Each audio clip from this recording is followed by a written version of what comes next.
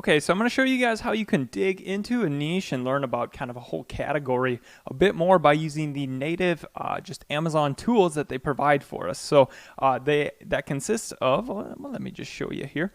Basically what we got is if we go here, just like Google Amazon bestsellers, I'll put the link below. But so there's the bestsellers, new releases, movers and shakers. So essentially the first two are pretty self-explanatory, but movers and shakers, something that's just like popping, or the algorithm is like, ooh, what's up with this?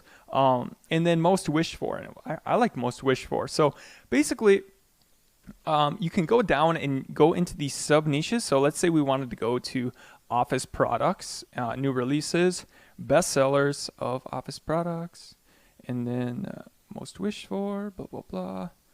And then basically what's going to happen then on the side here, you'll start to get down.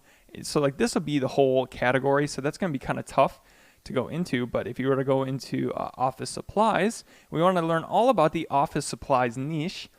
Normally with the other ways we talk about, we're using tools, product research tools, and they're telling us more keyword or product based. But this is just an interesting way to look at. Obviously the best sellers is going to be it's going to be very competitive, but as you go down into subcategories, you may find less competitive products. I don't use this method too much, but it is a good way to learn about the niche. But a lot of people use this, but it is a free way. So go ahead, take a look at it. But now that we're in office products, go down even further. And all right, so let's say I might even go deeper, like binders and binding systems. Okay, it's a little bit interesting.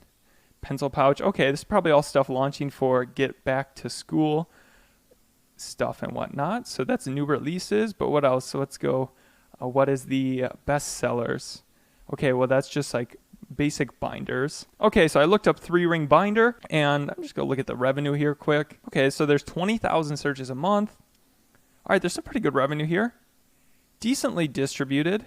Yeah, a lot of these top ones, they're just the basic and plain ones. So there's always going to be a room for premium. So, I'd just be kind of looking around here, and I don't know, they're pretty big and relatively heavy. I probably wouldn't go after something like this, but just a good way to get ideas. It's a good way to learn about a niche. So you should go ahead, check this out. And so I forgot to go over Amazon most wished for. So Amazon most wished for is where I like to look by using this technique, because we've gone and niche down a little bit down into office binders, but now it's like, what do people want? And so I just like, ooh, a portfolio, resume holder.